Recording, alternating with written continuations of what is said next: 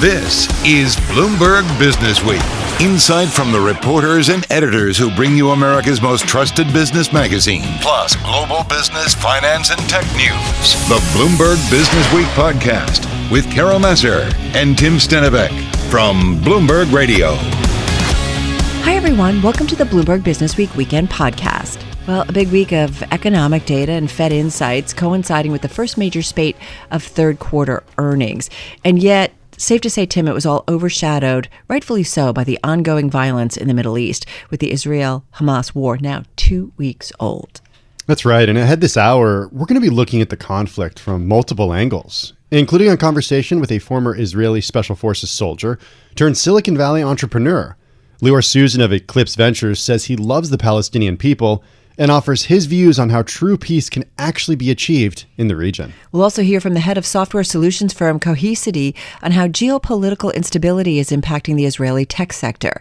Meantime, we saw President Joe Biden make a brief but impactful visit to Israel this past week, somewhat controversial, I would say, as well.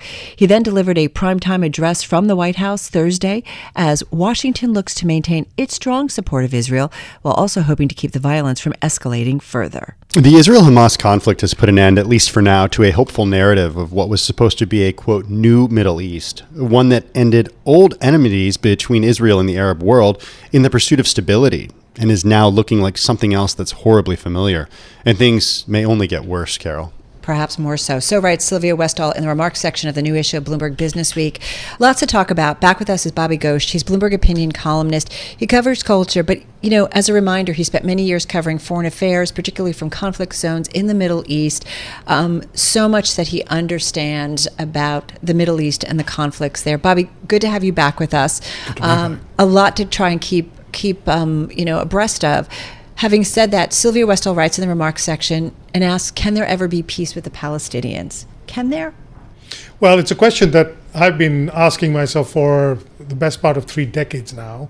And every time there seems even the slimmest hope that there might be some movement in that direction, something like what we've seen happen over the past 8 or 9 days happens and pushes that prospect back even farther. The one thing we can say without any doubt now, after trying for 25 years, that violence is not going to bring peace.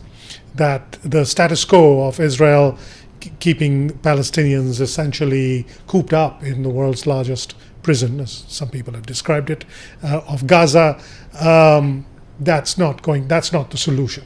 Other solutions ought to be tried. The idea of a two nation states living cheek by jowl has been brought up every now and again, but has never really been given a chance to flourish. I think after the events that we are seeing unfold now, and it'll be a while before they've fully played out, perhaps we need to go back to trying that one. What would that look like, Bobby? Well, that would look like Palestinians having a bigger say in their future, having something like a state. That would look like the deal that was agreed between the two sides in the Oslo Accords, but for many reasons, and both sides have plenty of blame to share, never really got off the ground, never really got off the pages of the documents that were signed. It's increasingly complicated in this day and age with settlements moving into the West Bank, and also with the way that, as you mentioned, for the last, at least 15 years, Gazans have been treated. Yeah. Yes, the settlers complicate things. Hamas sort of turning into a full-blooded terrorist organization greatly complicates things. We were hoping that some of the deals that Israel has made with other Arab countries might help. And that hope was predicated on the notion that those Arab countries might now have greater influence on Israel's treatment of the Palestinians. But that has turned out not to be the case. Secretary of State Antony Blinken has said that Israel has the right to defend itself and ensure that this never happens again. President Biden has also made some comments to this effect. The Secretary of State said how Israel does this matters. Oh, yes, it absolutely matters. President Biden has also made the case that as a democratic country, rather than as a terrorist organization, Israel must be held to much, much higher standards than Hamas. It's not enough to say that, well, Hamas did this, and therefore it's okay for Israel to do that. Israel is a member of the United Nations, of the Committee of Nations, and therefore has to meet a higher bar, which is very difficult at this moment. We remember, those of us who are old enough, we remember how this country felt like after 9/11. The rage and the desire for vengeance. Eye for an eye.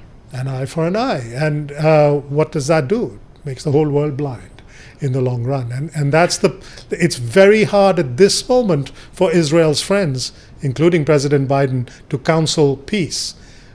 But that's what friends have to do. I've said this before. Friends don't let friends commit war crimes. I'm curious about your thoughts on President Biden's trip, Bobby. I was surprised to see a sitting president go into a war zone such that Israel and Gaza are right now, even if for such a short time, even though security precautions were taken. But I was also struck by the way that the Arab meetings were canceled with President Biden. What's the effect of that? Well, it means that his trip had to be curtailed, and he went out there to achieve a few things. Some of those things were not achievable if he didn't sit across the table from the King of Jordan, the President of Egypt, and the head of the Palestinian authorities. When they backed off because of last night's bombing explosion, I should say, in the hospital in Gaza, when they backed off, the objectives that he had from that part of his trip simply went out the window. Now, it was a short trip. It was, as you say, a dramatic demonstration of America's support for Israel. He didn't come back empty-handed. He came back with an Israeli commitment for humanitarian aid to be sent into Gaza from the Egyptian side, obviously not from the Israeli side. We'll see how long the Israelis hold up their end of the bargain. We don't know we may not know everything that was said in the off-camera conversation that he had with Bibi Netanyahu.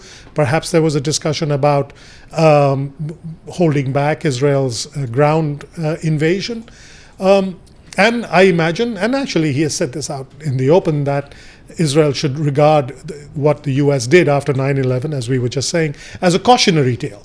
Don't go in without a plan. Remember that the world's sympathy can vanish very quickly, and remember that there are civilians, ordinary human beings on both sides who are caught up in the middle of this. Right, there are extended costs to all those moves. Indeed. Hey, you have an opinion piece out about a Hollywood release, and it's about the iconic Israeli Prime Minister Golda Meir, to coincide loosely, right, with the 50th anniversary of the Yom Kippur War.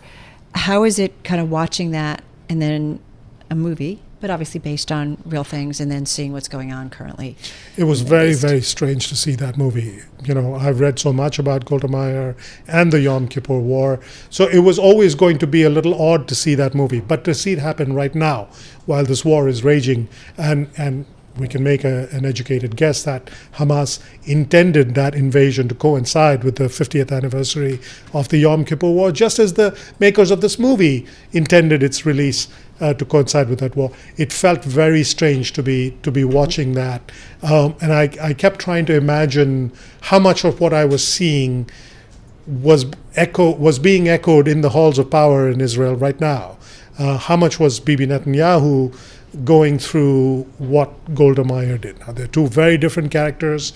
Their place in history is very different, but they are facing, in some ways, very, very difficult moments, great threats to their country, and they're very controversial characters amongst their own people. I keep thinking of, what's past is prologue, and are we in any way learning from the past, and I don't know, are we? Especially in the Middle East, where there's so many tensions, and certainly between Israel and Palestine. In this case, the big sort of common factor between 50 years ago and now is complacency on the intelligence front. The war in 1973 began when the Israelis had gotten very complacent about their ability to eavesdrop on the Egyptians. And what happened this time? The Israelis got very complacent about how much they knew was going on inside of Hamas. It's unbelievable. Thank you, as always. You really My give pleasure. us some very deep insight into everything that's going on. Of course, Bobby Ghosh, columnist covering culture for Bloomberg Opinion. But You're listening to the Bloomberg Business Week podcast. Catch us live weekday afternoons from 3 to 6 Eastern. Listen on Bloomberg.com, the iHeartRadio app, and the Bloomberg Business App. Or watch us live on YouTube. Yeah, very pleased to have with us this afternoon Lior Susan, a former Special Forces agent for the Israeli military, also the founder and managing partner of Eclipse Ventures. It's a VC firm that invests in, as they note on their website, quote, entrepreneurs rebuilding the world's physical industries. Lior joins us this afternoon on Zoom from Palo Alto, California. Lior, good to have you with us this afternoon. Just give us your view over the last week as somebody who served as a Special Forces agent in the Israeli military and how you're watching what's going on in Israel and Gaza. Thank you, folks. Thanks for having me. And first of all, sending my prayers to all of the families that lost their loved ones on both sides. I will start by saying people are talking about the Israeli-Palestinian conflict. They must zoom out. This is not an Israeli-Palestinian conflict. We are talking about the Western world fighting against terror. It's not a coincidence that the Hamas opened that terrible terror attacks on Israel when the Saudis was ready to sign historical peace process with Israel that will change the Middle East. Look what's happening in the Middle East with the Gulf countries, with UAE, with Egypt, with Jordan. There is a prosperity. There is a new way of living next to each other, focusing on building companies, focusing on innovation, focusing on technology. The reason that this war started is someone is feel uncomfortable having peace in the Middle East, and it's connect to China, and it's connect to Russia, and of course, it's connect to Iran. do you see a way forward that, though, ultimately where, I don't want to say capitalism, but a better economic way for more actually wins out? There is no any other way around. Israel is not going anywhere, and the Palestinian is not going anywhere. We must find a way to live in peace next to each other.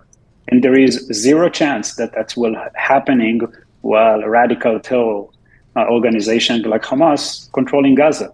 Because they say, actually on their foundation, that their mission in the world is to wipe Jews and Israelis from the map. That's the only thing they believe in, death. You cannot do business with people that wants you to die. But from a fundamental point of view, I love the Palestinians and have a lot of Palestinian friends. And we want to live next to each other in peace, focusing on building the next technology that will cure cancer. As someone that served and saw the pain of war, there is nobody more incentive than I to go and fight against those terror organizations to make sure that we can go and focusing on prosperity rather than fighting. You served in the special forces for the Israeli military. We see many, many people going back to Israel to serve once again, as hundreds of thousands have been called up. Have you been called up? Are you going back? Unfortunately, I don't have the clearance that it's required anymore to serve for my country because I live in the United States for more than a decade. All of my friends wants me to be here right now, to focusing and explaining the world that this is not a war between the Israeli and the Palestinian. This is a war between democracy and a radical world, a radical that don't believe in freedom of speech, that don't believe in freedom of religion, and don't believe in prosperity and building businesses. So unfortunately, I need to serve my country from Palo Alto right now. So talk to us, though. I thought, Lior, what was interesting, because I do think that many think it is a war between Israel and Hamas. But I think there's a feeling, too, of conflict between Israel and Palestine or Palestinians. You say you work with them. Talk to us about, in your role as a founder of Eclipse Ventures, I'm assuming you're investing in all kinds of businesses. Talk to us a little bit about that relationship that you are having with Palestinians. Yeah, let me give you a sad story. I have a close friend. His name is Eyal Waldman, and he was the founder of a company called Mellanox that sold in a couple of billions of dollars to NVIDIA. Eyal was the first one to establish an R&D centers in the West Bank as well in Gaza software engineers to support Mellanox. And trust me, he didn't receive a lot of love from the right wings in Israel by doing that. And he employed thousands of people in the West Bank and Gaza that will do software development for him. Because like me, he believed that the only way to fight terror is through business and through friendship. Eyal's daughter was one of those kids that being slaughtered in that music festival. So how ironic is that his daughter that was 23 years old, dancing in a music festival, got slaughtered by Hamas terror, while Eyal is the one that employed thousands of people on the Palestinian side. There's no words. There's absolutely no words. And I guess what I wonder too is, we think about this a lot, Lior, that we think finding an economic way out of things or capitalism ultimately will prevail and lead it to a better way for everyone. I guess what we're just trying to figure out, that there's been conflict in this region, in this area in particular, for such a long time. So I hear what you say. So how do we get the way forward, especially when you still do have terrorists who are out there like Hamas? I think it's a great example of me traveling to the UAE 10 times this year and doing amazing business and watching His Highness leadership. It's a great example of how you win terror. But which prosperity there is in Lebanon? Is Hezbollah is there to free the Lebanese? Is Hamas is there to free the Palestinians? Is ISIS is there to free the Syrian people? Is Al-Qaeda was there to free Afghanistan?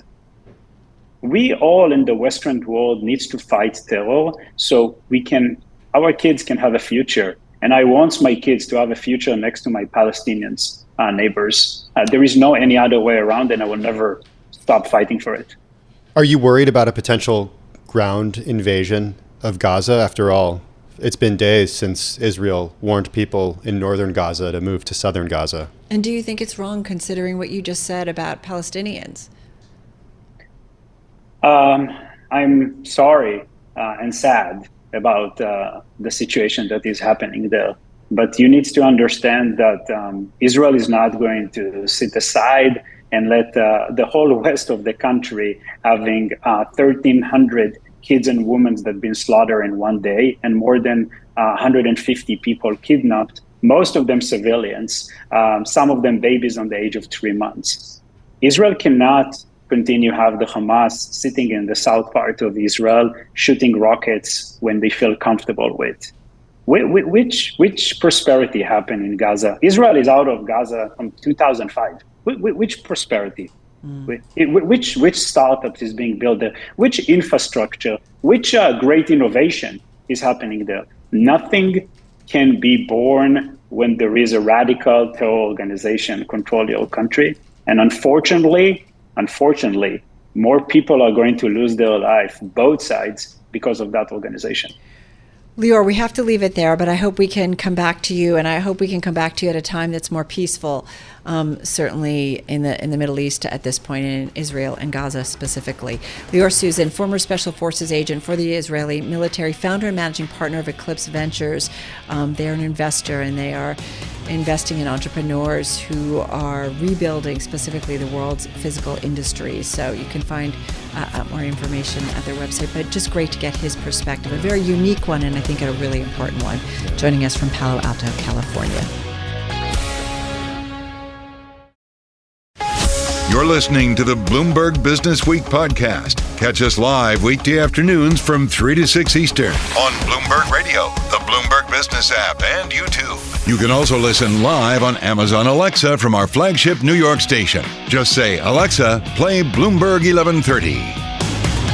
All right, well, get this. Global cybercrime costs are set to reach $10.5 trillion. That's right, trillion with a T, $trillion each year by 2025. So that's up from $3 trillion in 2015. And that's according to data from Cybersecurity Ventures. And that was cited in a report out from EY last year. Just think about that recent computer hack that shut down many services at MGM's casino hotels. The company said that hack alone, Carol, is going to reduce third quarter profit by about $100 million. I mean, that's real money here. Absolutely. So cybercrime and protecting data in the cloud is something our next guest knows a lot about. Sanjay Poonen is the CEO at Cohesity. It's a data security and data management platform. He's also the former COO at the cloud computing and visualization or virtualization tech company, VMware. How are you? Thank you, Tim, and Carol, for having me on. Hey, listen, before we get into kind of security, cybercrime, all that good stuff, it's interesting times for anybody who's running a company, whether it's the focus on geopolitical and the unrest and the concerns, obviously first and foremost, the impact on lives, but also the uncertainty that also creates about kind of the global outlook. There's also concerns about, certainly here in the U.S., about the rate environment, the economy. From your vantage point, how would you describe the global outlook right now? I think it's a tremendous opportunity for leadership. I think as a CEO, and I was COO of VMware, we had 35,000 employees. I was president of SAP, 100,000 employees. Both were global companies. My company here is smaller, 2,000 employees, but an important company in cybersecurity. It's a time for leaders to lead with empathy.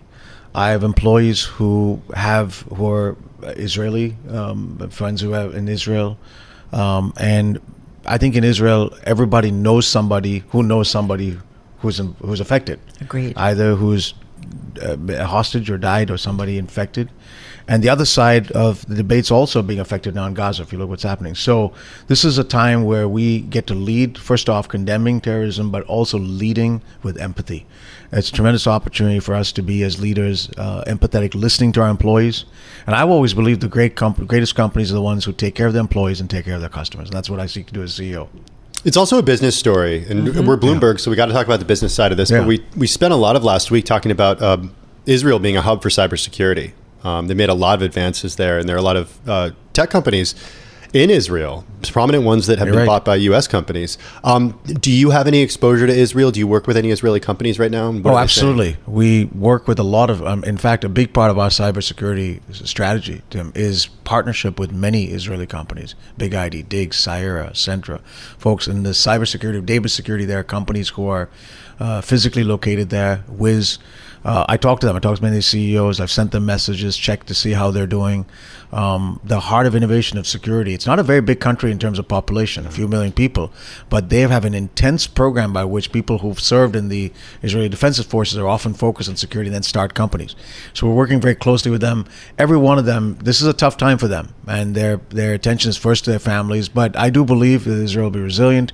The innovation will continue to grow, and many of them do business with companies like us. We partner with them, so I expect it to be something that will be resilient over time. Sanjay, I mean, they are used to instability in the region, no doubt about it. This takes it to a whole other level and another scale, and that's certainly what we've heard, the feedback in terms of this latest conflict between Israel and Hamas. Having said that, when you had those conversations, were leaders there saying, we expect this is something different, this is going to be a longer period of instability, or what are they saying? It's a 9/11 type moment. It's not anything close to anything they expected. So whether it was the first intifada and so on, but I think, listen, if you think about the threat, cybersecurity threat, it's different from some of the ways in which we're seeing nation state actors. I think this is a focus on physical security. So if we come back to kind of some of the stats that you led the show off with, that will continue. I don't see cyber criminals, the nation state actors, from which are, by the way, from a different set of countries. This isn't Hamas. It's Russia, it's China, it's North Korea in the past. What is the biggest threat? Which is the biggest the threat? Nation state actors are the biggest threat to cybersecurity. So the Russia, China? Yeah, those countries are the ones. Mostly Russia, in fact, in the past. But and we haven't seen an uptick in that signal of those just because of the Hamas. Hamas is a much more of a low. It's not like Hamas is doing cybersecurity threats against the U.S. They're focused on much more low tech, sort of missiles and things of that kind. But I think we have to always stay vigilant because the bad guys are going to look for any moment for us. They just have to be successful once. I'm talking about cybercrime now. We have to be successful all the time. You talked about you hear that over and over again right? from cybersecurity experts. I mean, they're talking about, hey, you always have to be vigilant because they only have to be successful once. Switching geographies a little bit to talk about Russia, Ukraine. Russia, the source of much cybercrime. What do you see on your platform from attempts at hacking from Russia? Yeah, there's 20 ransomware attempts every second. You talked about a few of the hotel chains that have been affected recently. I think every organization needs to build a prevention and detection mechanism and a recovery mechanism. I'll give you an example. There's a lot of analogies between fighting cybercrime and fighting disease. If someone told you, Tim, I'll never get a cold. you'll be like, well, give me some of your DNA. Yeah. The more important question is how quickly can you recover from a cold? So what we advise our clients is to ensure that you have the best detection and prevention. That's basically detecting do you have a cold. But then in our case, if you are one of those hotels that got affected, you want to recover really quickly. Because then if you get affected, you've got all of your data ready, and that's what we focus on: cyber recovery and cyber resilience. So while a lot of the prevention and detection technologies will be helpful and continue to be the ones that put our defenses up, you also want to be in place where if you do get hit, and it may sometimes not be a matter of if but when, you have a very fast recovery. And that's what so assume you're going to get hit. How would you recover quickly? That's the big part of what we help our clients with. So who are your typical clients? We have 4,000 customers, some of the biggest Fortune 100 customers, but these are companies like Nationwide, like Broadcom, like NVIDIA, like Salesforce. Many of the largest customers. Financial services have been extremely successful for us. And these are all companies who do invest in security. Cybersecurity is often a top priority of spending. So we fit in that mode of sort of, protecting the world's data. Our mission is to protect the world's data from cyber criminals. One thing I wonder, Sanjay, two things. Artificial intelligence, and have you seen an uptick as a result of that and kind of creeping into our narrative and conversation in a big way this year? And then secondly, since the Hamas-Israel conflict, have you seen an uptick in people calling you or upping some of the work that they do with you? Any world crisis is a moment where I think our vigilance needs to be higher. And we have not seen an exact correlation because of Hamas to nation-state crime, but I believe our vigilance should be higher. The last thing we want to do is let our guard down. That's absolutely the case. So my advice to people is, it's not just because of Hamas, but look at what happened with the Las Vegas Strip hotels. Just keep your vigilance high. But when you see something like that in the headlines, do you get an uptick, or I'm just curious if you see a direct impact? We haven't seen a significant, just in the last, remember it's last Saturday or 2 Saturdays ago when this all started. We haven't seen a significant, but we are vigilant. One of our board members is a gentleman named Kevin Mandier, who's one of the biggest cyber fighters in the world. Yeah. His company called Mandiant sees a lot. When something gets hit, Congress, the government usually calls him. So he's on our board. I called him, talked to him. We keep pretty close eye on it. And my perspective is stay vigilant, because it could go up, it could go down. The point is that I think on the other part of your question related to AI, I think it's a tremendous opportunity for us to harness the best out of artificial intelligence, especially generative AI, and treat it a little bit like that age-old question about a matchstick. Is fire a blessing or a curse? Okay, a pyromaniac could turn a house on fire, but it's going to keep us warm. Right. We've got, as the tech leaders in the industry, we've got to find the ways to put guardrails around this. We call it responsible AI. Put guardrails around it so that people can't do irresponsible things with it, but still harness its potential, which I think generative AI is the most fundamental innovation I've seen in 20, 30 years. I'm curious what a guardrail means. We're running out of time. 20 seconds, 25 seconds. What is a guardrail around AI? It's what keeps a train on tracks, right? That's what a guardrail is. It's a set of rails that ensures that the technology can't be abused. So you can have a guardrail, but still tap into the potential of generative AI. That's exactly what good, responsible tech companies like us and Microsoft and Google and others are doing. And that's what we're focused on. Our generative AI technology is far ahead of everybody else in the industry, but we're guardrailing it with what we call a responsible AI framework. Interesting stuff. Come back soon. Thank you very much. We would love. Appreciate Sanjay. Yeah, really interesting conversation. Sanjay Poonen, he's the CEO at Cohesity. You're listening to the Bloomberg Business Week podcast. Catch us live weekday afternoons from 3 to 6 Eastern. Listen on Bloomberg.com, the iHeartRadio app, and the Bloomberg Business App. Or watch us live on YouTube. I can feel my face when I'm with you, but I love it. Hey, like it or not, everybody, facial recognition technology, it is everywhere. You may not realize it, but it is everywhere. It uses, in terms of the applications, vary from the mundane to, we use it, right, to open up our phone, open up other stuff, but it also, the uses can be downright controversial. I mean, just think about Madison Square Garden. Yes. You've heard about this. It reportedly uses facial recognition technology to weed out lawyers at firms that are suing the company and prevents them from going to concerts and shows at the arena. Welcome to the new reality. Yeah, that's what it is. What can go wrong, though, when law enforcement agencies or oppressive governments get their hands on this technology? What happens when the technology gets so good that a company claims it can take a single photo of someone and then use that photo to find every detail of their life on the internet. It's the premise of a new national best-selling book by New York Times technology reporter Kashmir Hill. The book is called Your Face Belongs to Us, A Secretive Startup's Quest to End Privacy as We Know It, and is, no doubt about it, Tim, a very timely conversation. Yeah, the book has been longlisted for the FT and Schroeder's Business Book of the Year awards. Kashmir right now joins us on Zoom from New York. Kashmir's been covering the intersection of privacy and tech for around 15 years before people were even thinking about privacy online, so very pleased to have her with us. Kashmir, good to talk to you. The book centers around Clearview AI. It's the secretive startup which you've been writing about and following for years. It's got some pretty incredible technology. Tell us what they do. Yeah. Hi, Tim. Hi, Carol. Good to be here. So what Clearview AI did was it went out and scraped billions of photos from the internet, from social media sites like Facebook, Instagram, LinkedIn, Venmo.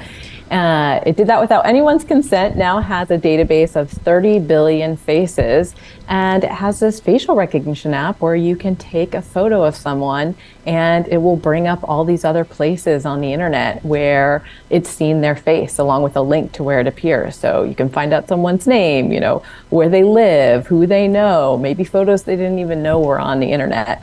And they've been selling that app to police now for a few years.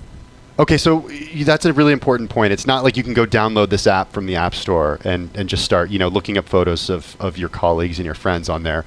You've been able to see it in action, though, Kashmir, from the company. Tell us what it's like to kind of experience that. Yeah, when I first started looking into Clearview AI, they were not happy about it, and they actually put an alert on my face so that they would know when police officers I was talking to were searching my face, and they blocked my face from having results, which was a bit chilling. But eventually, the company started talking to me, and its founder, Juan Tantat, has run searches on me several times over these years now that I've been talking to him for my reporting for the Times and for the book.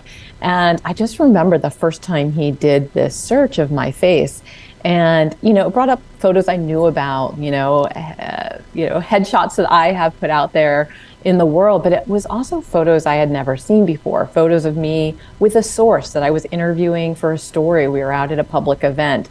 A photo where it was somebody standing in Washington, D.C. with somebody walking by in the background. And when I first looked at the photo, I didn't think I was in it until I recognized the jacket the person in the background was wearing. And it was a very distinctive coat that I had bought in Tokyo. And so, when this technology works, it can be incredible, the photos that it's able to pull up. Kashmir, I would say that I think we all realize, I've got a security badge that I have to check into my office, right? I know that as I walk around the world, out on streets, you go over in Europe, their cameras are everywhere. So I have an awareness, and I think a lot of us do, that so much of what we do is being tracked digitally, right? We have these dossiers, everything's being tracked. It's what people do with that information. I feel like we're at this era of trying to understand where that information goes, how it's used to either help or, more worrisome, hurt us. So what is it about this company is worrisome about kind of maybe the use of that data? Yeah, I think what's worrisome about it is this idea that we were all put in this database. I'm sure the three of us are in here, and that we never got a choice in the matter, that it was operating secretly, until I came along and discovered it. We didn't even know police had a technology like this. The algorithm that they were using hadn't been tested. We actually didn't know how accurate it was. And now that the technology is out there, I think it just raises concerns about our ability to kind of move anonymously in a public space and trust that people aren't going to know who we are. Clearview AI kind of broke this taboo. I write in the book, it wasn't a technological breakthrough, it was actually an ethical one. And we are going to see copycats. And this will be available to all of us. And it will mean that you can't have a private conversation over dinner and trust that the people around you can't identify you. You can't buy something sensitive at a pharmacy and trust that somebody who sees you can't take your picture and know who you are. It just could really change our ability to just have, private goings on in the world where anybody can take our picture. Just think of the story, the Bloomberg Businessweek story about location services with Google, right? And police using those also. Well, it's just layers of this. It's kind of the perfect segue to my next question for Kashmir, which is why, Kashmir, this is Clearview doing this and not Google or Facebook. You spend a big part of the book talking about that, why it is Clearview, even though technologically Google and Facebook could do this. I mean, think about all the pictures that Facebook has willingly from us, and Google, if we use Google Photos, has from us. Yeah, I mean, when I first found out about Clearview AI, I just assumed that they were super geniuses, that they had been able to accomplish this thing that, Facebook and Google hadn't released, that governments hadn't built. But I did find out in my reporting for the book that Google and Facebook both developed this kind of technology internally. Eric Schmidt, as early as 2011, said it was the one technology that Google had developed and decided not to release. I watched this video of engineers at Facebook in 2017 in this little conference room in Menlo Park with a smartphone on the brim of a baseball cap held in place by rubber bands. And when the person wearing it looked around at people in the room, it actually called out their names. And this was really striking to me because neither one of these companies released the product. And they just felt like it was too dangerous to put this out in the world, that it could be used in a bad way. And so, yeah, it is very striking that Clearview was the company to do it. And I think it's in part because those companies, Facebook, Google, they're just under more scrutiny. They have more to lose. They've gotten into so much trouble over the years for privacy violations. Whereas Clearview is this radical startup, it has only everything to gain by kind of putting this radical technology out into the world.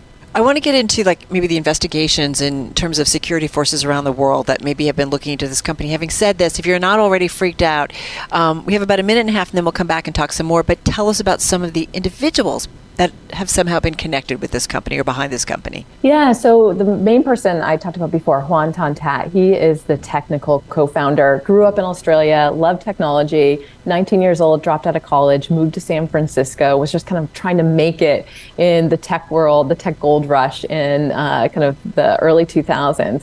And he ended up moving to New York and really falling in with a more conservative crowd, people that were kind of on the alt-right. He ended up partnering with Richard Schwartz, decades older than him, had worked for Rudy Giuliani in New York City when he was the mayor.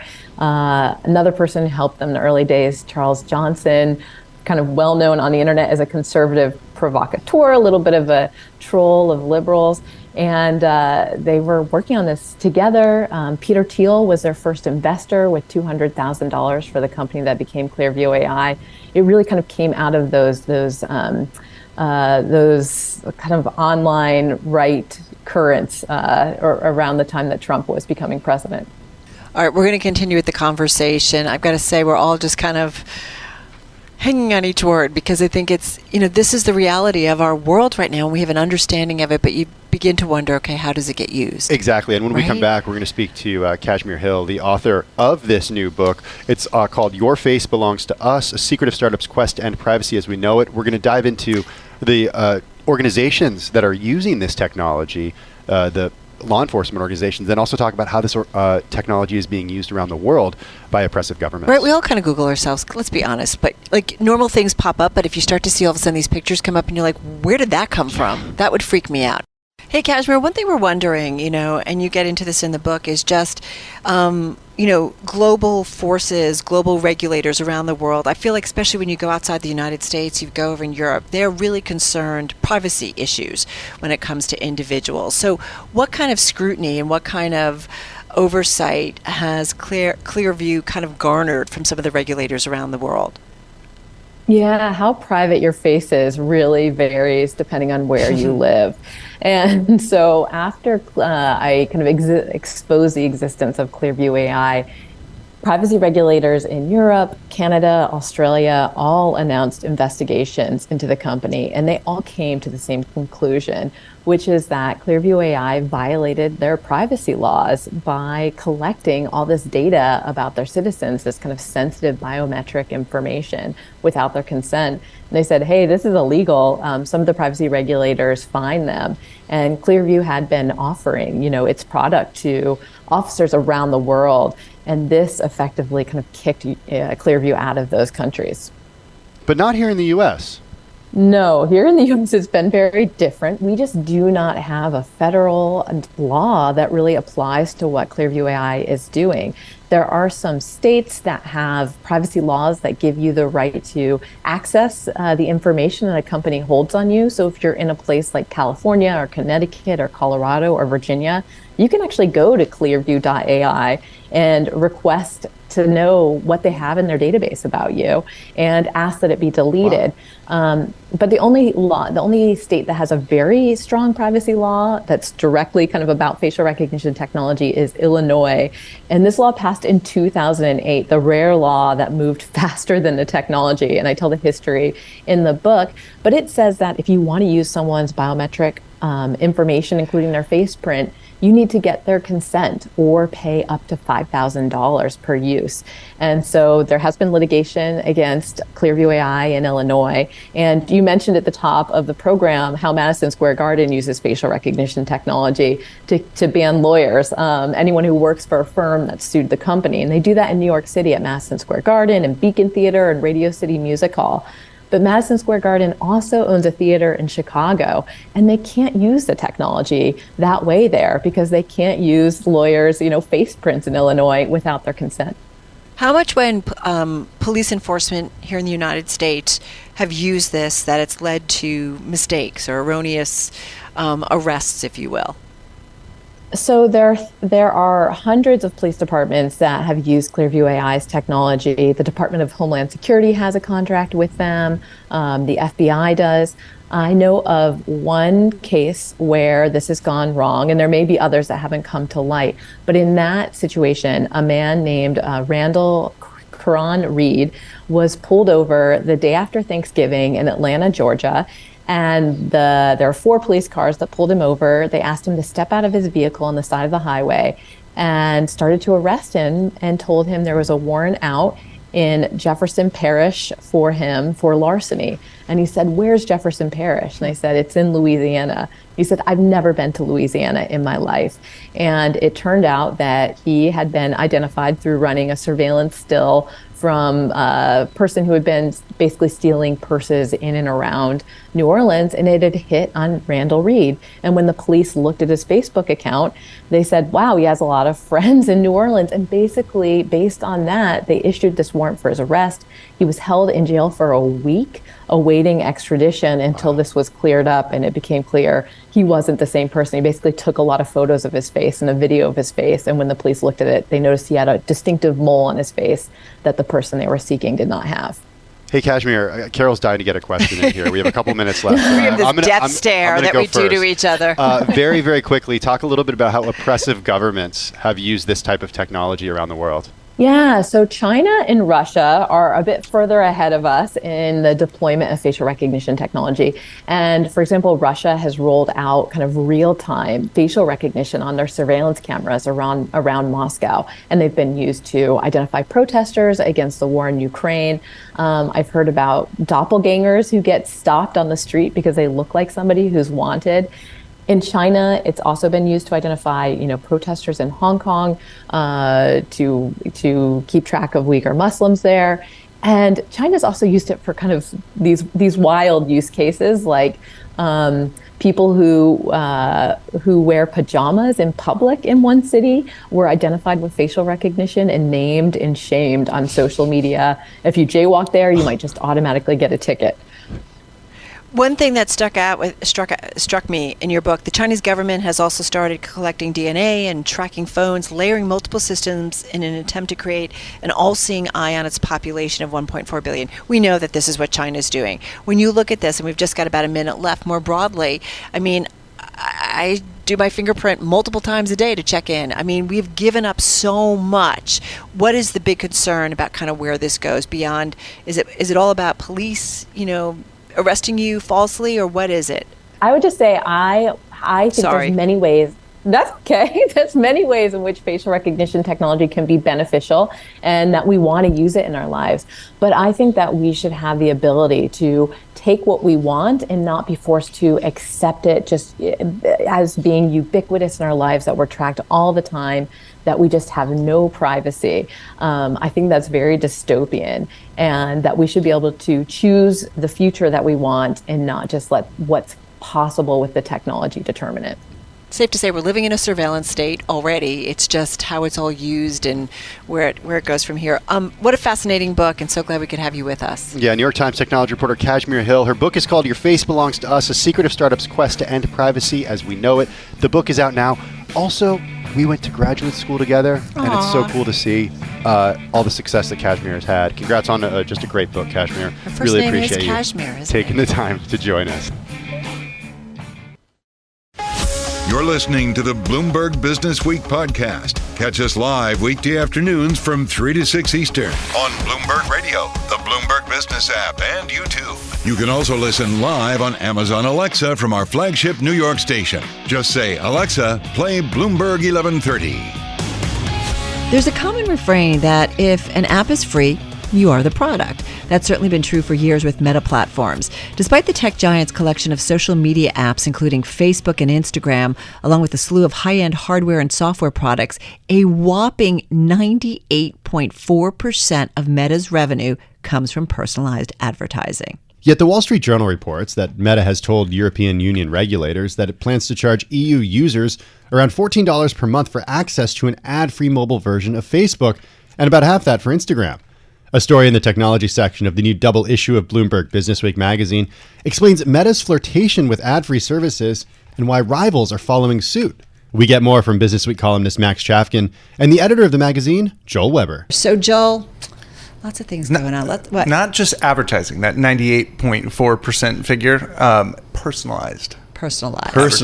Those ads that follow you around. Yeah. Yes. And so that ad tracking is a hallmark of Max Chafkin's reporting. It's not just Meta. He's also pointed out, Google in the past has had some big numbers like this.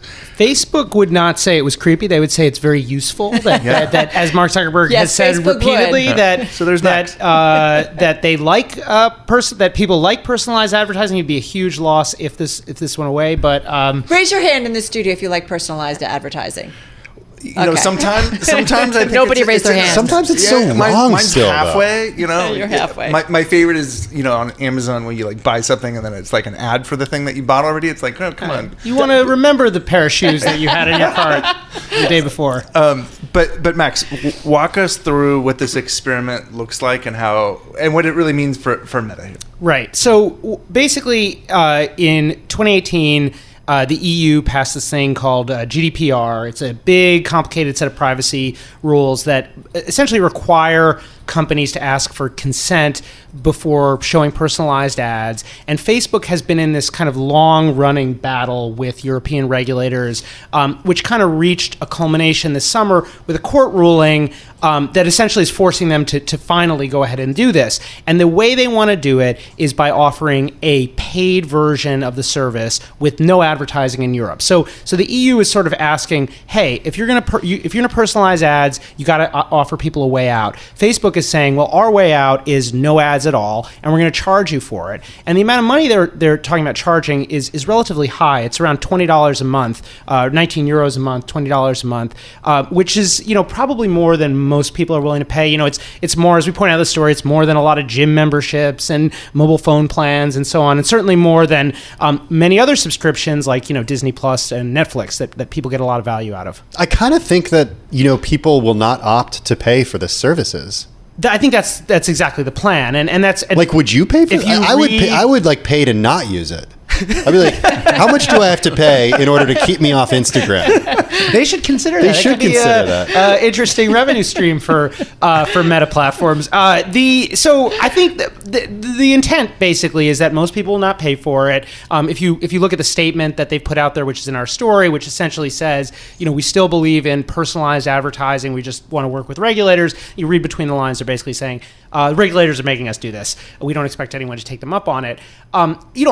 On the other hand, a lot of companies are playing around with this. We've seen, obviously, Elon Musk and Twitter in kind of very loud fashion offer his own subscription service. You tweet a lot or post a lot. Do you pay for it? I have not yet paid for X Premium. Neither have I, and I feel like my tweets are getting lost as a result. Well, yeah, and sorry, this is like a totally different topic. Well, and that's where it gets a little bit complicated because, among other things, Elon Musk has talked about this as a way to see fewer ads, but he's also created all these other enticements, including, basically pay to play. And even so, X Premium is not doing very well, despite the much lower price point. It's about half of that proposed figure that Mark Zuckerberg is, which I love. Facebook are talking about. If you can't have a cage fight, you just have a cage fight in the marketplace and go, half price or double the price.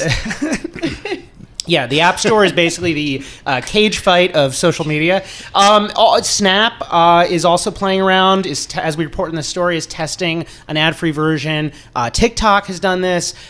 I think part of it is that we don't actually know what the market is. I think there are a lot of people who do not like seeing advertising, obviously. I mean, it's come into play with cable television and other markets. Absolutely, right? On the other hand, and this is where the real problem is, Spotify, it's annoying. It is such a good business. As Joel's intro pointed out, it's not just as a percentage, it's just like the raw numbers. We're talking about, more than $100 billion a year for Facebook. When you break down a per user basis, if they wanted to do this in the US, they would need to reclaim about $220 per person per year who opts out of this. So, that works out to almost $20 a month. Yeah. And when you consider the fact that not everyone would pay that, you'd lose some users, the real price would probably have to be actually a bit higher. So it's a problem that a lot of big established businesses have had when they try to look at different models. It's not all that different from the cord cutting conversation with cable television. So if this worked, how lucrative could it be? Like what's the math have to kind of work out to where you're obviously going to probably not get everybody to do it? It could actually just be a very small percentage of people who opt into it. But you could have a pretty loyal group of people here who are willing to, pay that annual $240. Yeah, and I think rich people, right? Well, it's not coming to the U.S. At least Meta is signaling that it won't. That this is a Europe only thing. This is a thing they're gonna this has to do with regulation, not with what they think the market wants. And I do think. I'm sure they would like to have more revenue.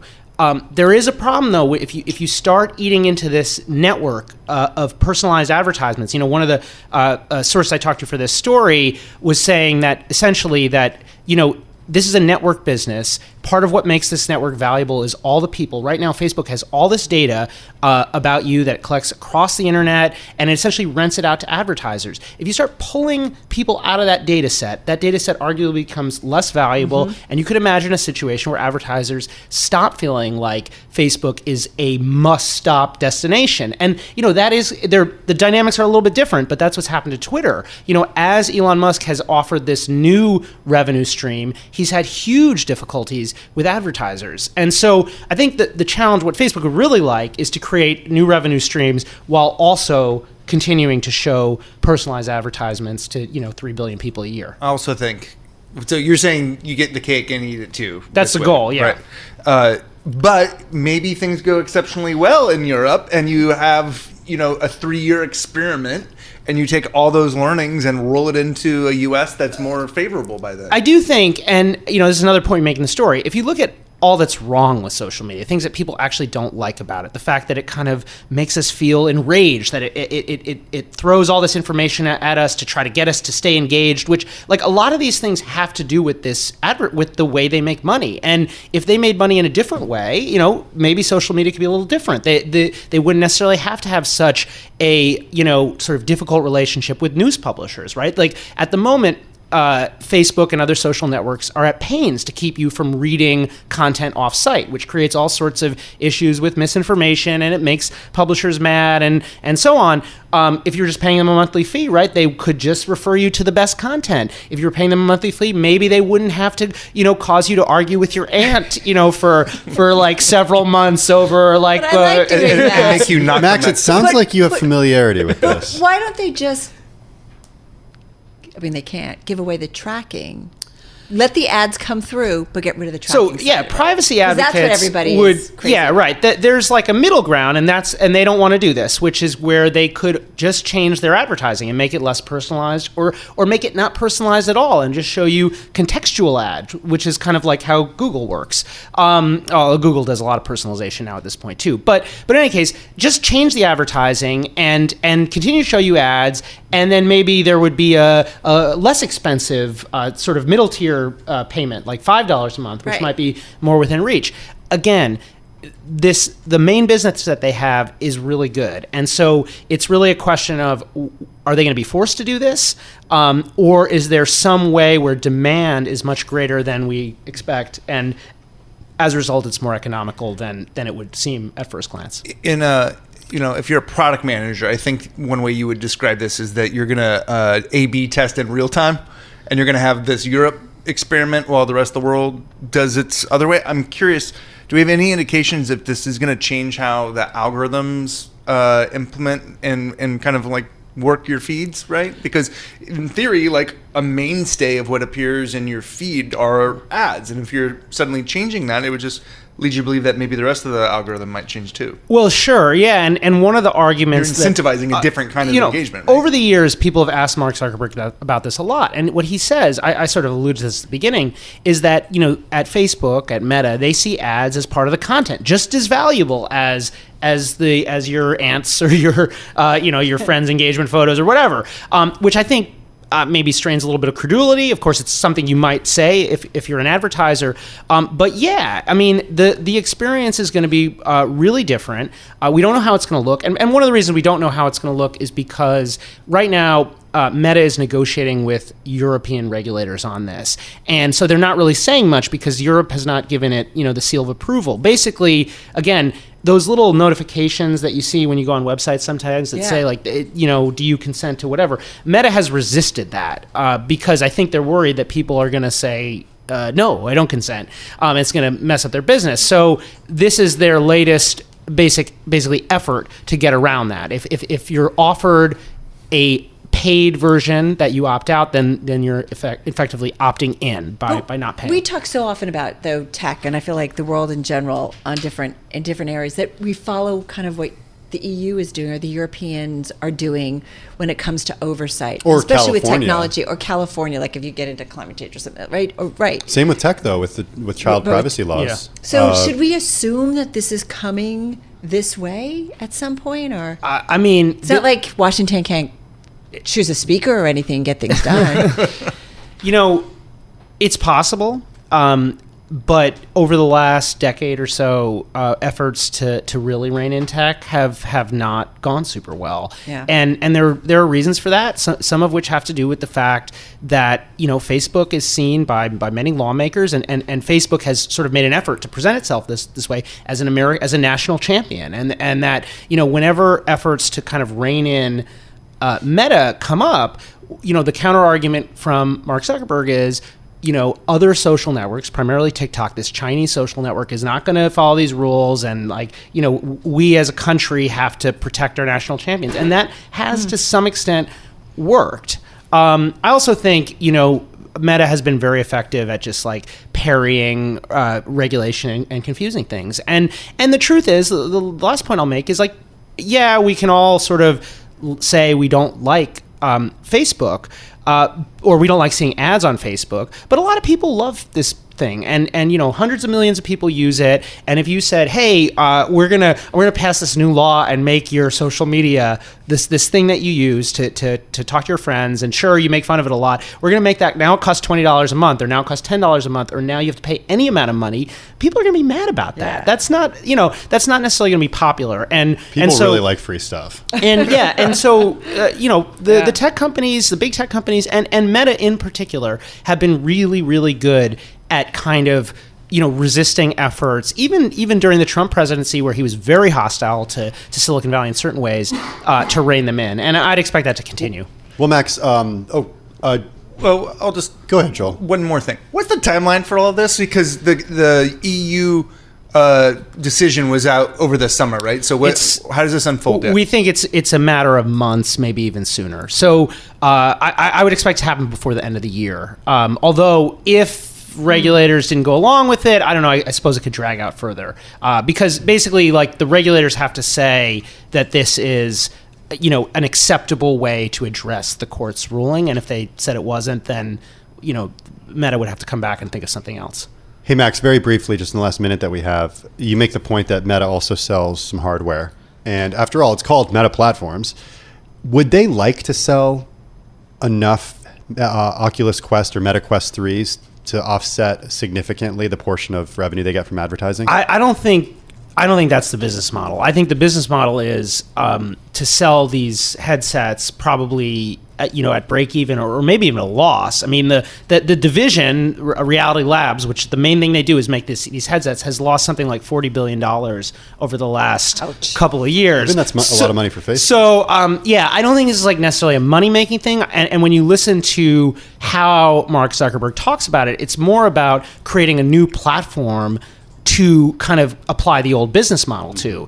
And I think in certain ways, right, that's the genius of this of this metaverse thing, if you really squint and look for it, is that maybe they could take the personalized advertising business, the amazing dominance that Facebook has over certain parts of the smartphone, and bring it to a new computing platform. And if they did that, of course, it'd be an even more valuable company.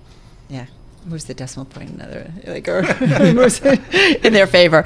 Great story. Bloomberg's Max Chafkin, of course, with Joel Weber. And this story, it will be in the new issue of Businessweek magazine, out on Thursdays, on newsstands, already online, and on the Bloomberg. You're listening to the Bloomberg Business Week podcast. Catch us live weekday afternoons from 3 to 6 Eastern on Bloomberg Radio, the Bloomberg Business App, and YouTube. You can also listen live on Amazon Alexa from our flagship New York station. Just say, Alexa, play Bloomberg 1130. We're about to go on a little adventure together, and that adventure is going to span 17 years of music. How does that sound?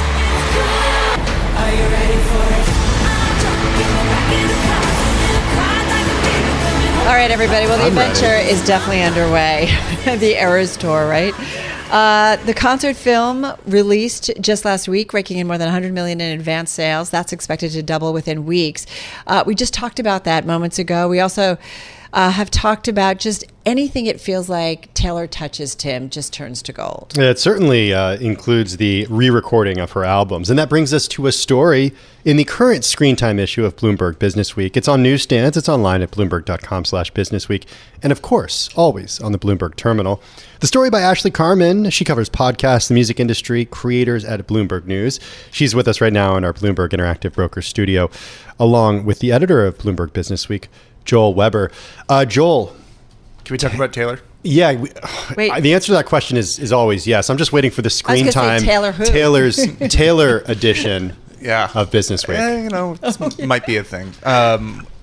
Look. She would be a great guest editor. No offense, Joel. You're a great editor of the magazine. If you can get Taylor Swift to edit this magazine, I will take the week off. Maybe longer. What a force, right? And, just a little personal page out of my life. I'll be going to see this movie on Friday. Don't give away the ending. She's probably a billionaire. But hold on. What's the occasion? This is great. Friday night, and I could get tickets like 3 weeks ago. And I was like, I better book this now. So, I will do this hit on Friday. And then I will take my son and my wife to a movie called The Eras Tour. So what's incredible about this is that it just totally has taken, I think, pop culture and just like taken it to a whole nother level. Obviously, what she's been able to do at live shows is one thing. Now she's able to do it in movie theaters. But the best part, and as Ashley wrote in our screen time issue, is actually when you think about what she's done with albums, it actually sets up just how powerful of a force Taylor Swift actually is. So this is not a news story, but yet it's not nearly over yet, is it, Ashley? It is not over yet. So should we maybe back up and talk a little bit about what the situation is and let's how? Do that. Okay. I mean, I need to start at the beginning. I actually don't know how Scooter Braun got hold of these. the rights to this? Right. So when Taylor was an up and coming, unknown name, she was on a label group called Big Machine Label Group. That was never a thing. She was always known. Right, from the day she was born. Yeah. How dare you? Right, Charming. exactly. Eventually, Big Machine sold to Scooter Braun's management company, and so when they did that, Taylor's master recordings went with that deal. And is this typical, like artists don't have control over these two versions of rights? Yeah, so the master recordings, which is the literal recording of a song, that specific song in this case, and in many cases, is owned by her former record label. What they did not own, because she was a songwriter on all of her songs, is the composition. So that is, the lyrics, the notes, the melody, all of that. So that set her up when Scooter took over her records for he received the rights for the first 6 albums that she put out. They have a very long history of not liking each other. It's definitely not worth getting into now. She was vocal about it going into it. She was very vocal about it. Don't want this to happen. Exactly. Yeah. She didn't trust him with these recordings. And so when that happened, she decided to kind of go with the nuclear option, which is to re-record all of these albums, and she can do that because she still has the rights to this composition, and so that's where we are. Who you don't want to see go nuclear? Taylor Swift. Yeah, yeah. It's a shame they didn't do well. Scorched earth. Right. Yes. So she has been on this mission to re-record these albums. She's released a few already, and she's going to be releasing 1989. And you can tell when these are the re-recorded versions because in parentheses they'll say Taylor's version. That is set to come out later this month. How different? Sorry, Joel. I keep cutting it. Go ahead. I'm sorry. When it's Taylor Swift, you're in charge. You're in charge. How different is the I'll go scorched earth later. How different? This is my last question. I promise. How different is the Taylor's version versus I don't want to call it Scooter Braun version, You but the haven't Big Machine listened version? and compared? I haven't. You just did it, 20-year-old in your house. What you wouldn't want to do is listen to the non-Taylor's version if you're a Swiftie, because then you're only listening to the Taylor version, right? That gets into why she's been, I think, so successful. But as far as, did she stick to the original recording style? Yes. She has really tried to basically recreate those original albums. There's been a couple tweaks here and there, a couple lyric changes. She's released new bonus tracks with different artists, so she's added on, but no, broadly speaking, these are meant to replace those original albums, and she's done really well with them. Okay. Yes. Tim's been muted now. I know. Okay. Microphone off. Right. Okay, She's done but really this is where that gets to the heart of it, right? Because if you're on, say, Spotify and you're gonna listen to Taylor Swift, guess what album comes out first? Mm-hmm. It's the new ones, right? Mm-hmm. So every time she releases the Taylor's version, the old version goes lower and lower and lower, and the guy that she didn't want to have control of anything makes less and less money on it. Well, so actually, Scooter no longer owns these recordings. Right. We should say, Scooter sold them to Shamrock, and now they hold onto these. But regardless, she wants control of her own tracks, and she has been extremely successful. I can tell you guys a little bit of a stat here. So as of July, one of her albums, Fearless, Taylor's version, had earned 1.47 billion on-demand song streams since its release. Okay, in that same amount of time, the original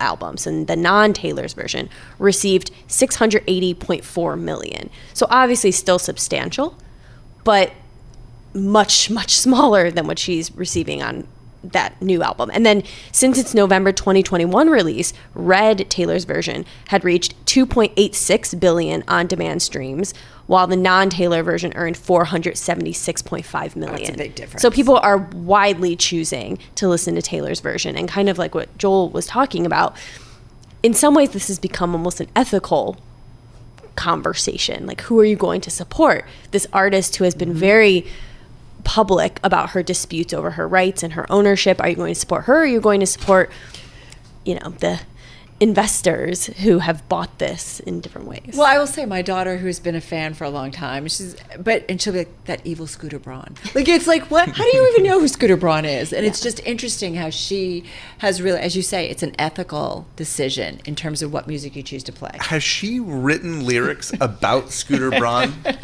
There is speculation. There's a great history of Taylor going scorched earth on ex-boyfriends. You know, like Jake Gyllenhaal once had a career and then became a victim of. It's a great song. Of some songs, right? Like, so there is this history. Has she gone there? There is definitely speculation that some of the songs she has written are about Scooter. I don't know that she has ever confirmed or denied. Yeah, no, I mean, neither with Jake Gyllenhaal either. It's just I just Googled that because I didn't know. 2010 they dated. Oh. Okay. Oh, yeah. Thank Jake you, Google. Gyllenhaal. Not Scooter. Jake. Oh, are you I don't know. serious? I'm sorry. I'm by the just way, catching. where up. have you been? Exactly. Come on. No, it is. But we've been kind of not laughing, but I feel like we talk about the financial markets and Taylor Swift comes up. Like, it's just whether the economic impact. We were all out at screen time on the West Coast, and how many conversations. You know what people wanted to talk about? Was Taylor Swift. Like, it's and Beyonce. And Beyonce. To be fair, one thing though that in terms of what you did, like she can do this. Can anybody else do this? And other artists have tried.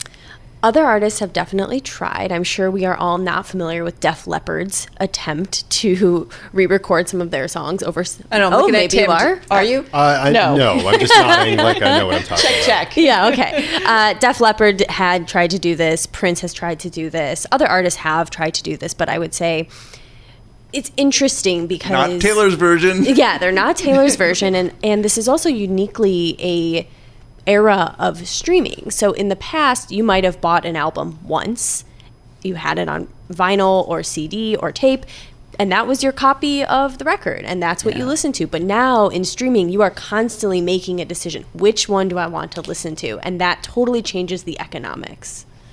You know what else changes the economics? Being able to sell out stadiums for $1,000 a ticket. Phil, how come you didn't take your family to a Taylor Swift concert? Yeah. Okay, well, and you're taking them to a movie instead. I was able to buy 3 tickets for like less than $30 each.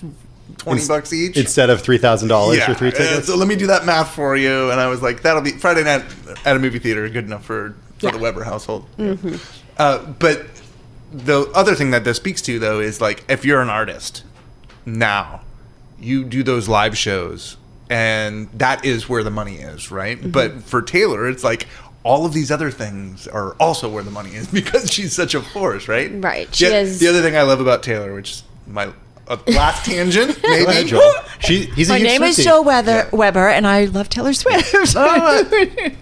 I'm forced to listen to a lot of music. Okay. But she turns her vulnerabilities into the magic that drives her business. Right. That actually speaks to exactly what we're talking about with this Taylor's version. It's like somebody tried to pull a fast one on her. It's a story, and it's a story that all the fans can participate in, and that gets down to even the friendship bracelets that we've seen people wearing to her shows. That came from a lyric that she wrote that fans read into and were like, oh, we should wear friendship bracelets to these shows. It is a participatory experience. It's not just one of fan and then artist and then a fan consumption. It's actively, we're looking for clues from her. Right. Like the Chiefs. Right? Like, there it is. We didn't talk about the NFL. I can't wait for the Travis Kelce song, right? Oh my gosh. Sorry. Is there a chance that history? Taylor Swift could buy back the catalog? I mean, at this point, she's committed so much time to the re-recordings, but I don't know. Like, you do wonder about the really right, early stuff, which if you listen to her, right, she's got a different tone, certainly early on. So, like, you do wonder if at some point she wants to own that, where her sound was a little different. I'm just going to say. Yeah, I mean, she has obviously, as we all have, aged, and voice changes over that time. So as much as she is doing what she can to make them identical, of course, there's always going to be moments where you can tell. Is there any sense of, like, when the next releases will come out, or what the sequence is? Is it always chronological? Or? It is not chronological. So 1989 is next, and then I believe there are 2 more after that. And I don't think she has shared what that order will be. I for this story did go deep on Reddit, and there are some fan theories about what the order is and why. But there's always theories, though, right? Yeah, whether it's the number 13 or the like. There's always like all these things around everything she does in terms of her releases, right, or when it comes out, or the date and time. Like, it's crazy. Yeah. Just gonna say. So when are you gonna go to the theater, Carol? Find me a babysitter. I'll go. And it's Absolutely. your job, not mine. But yeah. I was gonna say thanks for the invite to the Friday Night Weber. There were household. 3 seats, not together. I was like, okay. Like, are they really? You couldn't get seats together? Mine's off in a corner. Are you serious? Yeah. Oh. You know, we just talked about that, how she's on her way to becoming America's youngest self-made female billionaire. And one of the few, I'm reading from the story, magnet millennials who hasn't made her fortune from meme stocks and cryptocurrency. But you do wonder, like, what's her next step? Like, her power in terms of philanthropy, because she has such an incredible stage, whatever she does. Yeah. I mean, it really does feel like anything she's going to put her weight behind. Not crypto. Not crypto. Famously was like hard. Yes. Right, that's right. She Remember? looks pretty good in hindsight. Right. You know what is so amazing? She actually said no to it, right? Yeah. That's what's great. She produces so much music. She writes so much music. She is. That Tim hasn't heard. Yeah, but I mean, Just kidding. And she does so many collaborations with artists who I love too. I mean, she's prolific. It's pretty amazing. Like, her output is remarkable. Yeah, no, 100%. And she tends to just drop these albums when you're least expecting them. And I think that also keeps the fans engaged. And she does elevate other voices as well, and has kind of, you know, we talked about Travis Kelce a bit. Yeah. Her new man, who is an NFL player. I'm so glad she came along to help him. Right. Yes. But, you know, you could just see the ripple effects from her presence on other people. She has been hanging, like, the NFL got cool real quick. Right. Yeah. And she's been hanging out with Sophie Turner, who has her own marital things happening, but it's like she has been able to associate herself with the people she wants to and raise them up in a way that she wants. I do feel like, you know, right, she kind of relates in this kind of crazy way. Taylor Swift's world, you just live in. I'm okay with it. That's cool. I'm fine with it. Really cool stuff. Ashley Carmen, thank you so much. Really appreciate it. Covering podcasts, music industry creators at Bloomberg News. And check this out. It's in the current issue of Bloomberg Businessweek. Our thanks to Joel Weber. Tay fan, by the way. You're listening to the Bloomberg Businessweek podcast. Catch us live weekday afternoons from 3 to 6 Eastern. Listen on Bloomberg.com, the iHeartRadio app, and the Bloomberg Business App. Or watch us live on YouTube. Let's get to this story. Madison Muller is health reporter for Bloomberg News on the Ozempic beat. She writes in the forthcoming issue of Bloomberg Businessweek, which is on newsstands tomorrow, and she talks about the success of Ozempic and what it could mean in terms of some of the rivals. Story, as we said, on the terminal, though, and also at Bloomberg.com/Businessweek here in our studio. Madison, so, I mean, blockbuster drugs. Mm-hmm. Tell us a little bit about the success. Yeah. It's amazing what these drugs can do. Helps with diabetes, helps with weight loss. Now we're learning that they might help with much more than that. I mean, obviously we know that there are health conditions that are related to obesity and diabetes. Kidney disease can be caused by diabetes. Heart disease is obviously linked to obesity.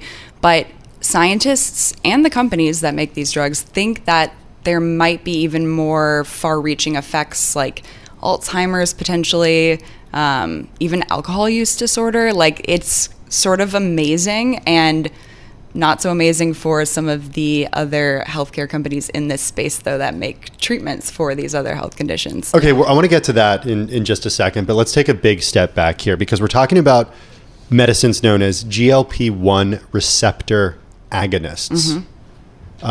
I took that right from your story because I have no idea. If I had a buck every time you talked about that, I'd be I have no idea what that means, no Madison. idea either. How do these things work? So GLP-1 is a gut hormone. And when scientists first discovered it back in the 80s, they were like, okay, cool. In rats and in rodents, that we see that this stimulates glucose and it can bring down insulin levels. But it wasn't for years, really until like the last few decades that we figured out, okay, this is a drug that can help with diabetes. Beyond that, this is a drug that can help with weight loss. This wasn't, I was talking to Daniel Drucker, who's one of the co-discoverers of the GLP-1 hormone, and he was saying that 40 years ago, we had no idea that any of this was possible. we thought this was a pretty cool discovery, but like he was telling me it was a really lonely time for those scientists because no one cared what they were doing. And now everyone cares what they're doing. And why is it so revolutionary? Like, why is it just such a different type of drug, it seems? Well, I think with the potential, like I said to Tim before you got in, I'm like, is this just going to solve everything that ails us? I mean, when it comes to weight loss, like for years, scientists tried to find something that was actually effective for weight loss. And like we've had drugs over the years for weight loss. I mean, fen people probably remember, which ended up being not so good, horrible, and actually linked to heart problems. Right. But there are other drugs that are on the market that are just not super effective, and this is the first time that we've really had something like this. So it has to get, first of all, the drug approved for all these different uses, right? And that's something that the drug makers have to go through. Safe to say, though, one of the things too, when you look at a drug like this, it's expensive. Yeah. Talk to us about that. Yeah. That's a hurdle. Yes, that's a hurdle, and that's sort of one of the things that could impede this expansion into other usages because the drugs are over $1,000 a month. Insurance is not covering them widely right now. That's something that's sort of still gearing up. Insurers are kind of like, oh, is this worth it? Is it worth us? Is weight loss... They're still trying to decide if weight loss is actually like worth covering. Is it something that improves? Isn't it? Because as you said at the top of our segment, Madison, I mean, obesity contributes to so many ailments in this country. Right. And so I think that's part of this too, is the drug makers, they think, want to prove that treating weight loss helps with all of these other things. So much hinges off of that. Like how many times did you go to your doctor or you think about just healthcare talk in general, like if you can lose weight, that it usually leads to a better health outcome for you. But what if, and Carol and I were talking about this before the break, before you got in here actually, does it lead to habit changes? Like let's say, we've a big part of the conversation has been when it comes to the weight loss side of this has been what's happened to companies that have come out and said we're concerned that people will eat less. Fast food companies, snack makers. We've seen shares slide of snack makers as a result of this. I mean, are people going to immediately start eating like plant-based veggie meals if they start taking Ozempic? No, they're not going to. So do we know, yes, they might lose weight, but if they're not making those healthy habit changes, are we still going to see the long-term benefits from not being obese? Yeah. I mean, that's a good question. Like I was just telling you both, I was just at the annual Obesity Week conference in Dallas with all of the top obesity experts, Eli Lilly, Novo Nordisk, they were there. And that was a question that was being asked, is sort of like, we have these drugs, they work really well. What do we know about long-term, weight management, healthy lifestyle changes? Like there's sort of still this question mark of what comes next and whether people are going to need to do different exercises to sort of preserve their lean muscle mass after they're losing so much weight, or if there are different diets that should be used in conjunction with these drugs to, help improve nutrition, things like that. Like those are questions scientists are asking right now and trying to figure out. And long-term effect. If you have to take the drug forever, to keep the weight off, right? Like we don't really know the long-term effects, do we? Right. Not yet. I mean, these drugs have been used for 20 years in diabetes, and so we do know that they're safe, but the problem is that with the shortages happening right now, like people are just going on and off the drugs all the time, and it's not good. I mean, why, if these drugs have been used for 20 years for diabetes, why are they just catching the moment of weight loss? Yeah. I mean, scientists have kind of known that there was this weight loss effect, but it's really only sort of taken off and like entered the public consciousness, I think, recently. Like, that's crazy. So it's pretty amazing, and obviously with the success of Wegovy, which is Novo Nordisk's higher dose Ozempic that's used for weight loss specifically. All of the drug makers, biotech companies are now trying to sort of like get a slice of this. 10 seconds. Are they going to make a pill version of this? Yes, that's what they're trying to do right now. Unbelievable. But you think about all the clinical trials, Alzheimer's, sleep apnea. Like I said, this alcohol use disorder. I mean, is this the drug that just cures it all for us? We will see. All right, come back soon. That was an incredible story. Madison Muller, it's something we talk about all the time, but you really kind of put it all together. I told you, she's on the Ozempic beat. She's health reporter for Bloomberg News on the Ozempic beat. This is the Bloomberg Business Week podcast, available on Apple, Spotify, and anywhere else you get your podcasts. Listen live weekday afternoons from 3 to 6 Eastern on Bloomberg.com, the iHeartRadio app, TuneIn, and the Bloomberg Business App. You can also watch us live every weekday on YouTube and always on the Bloomberg Terminal.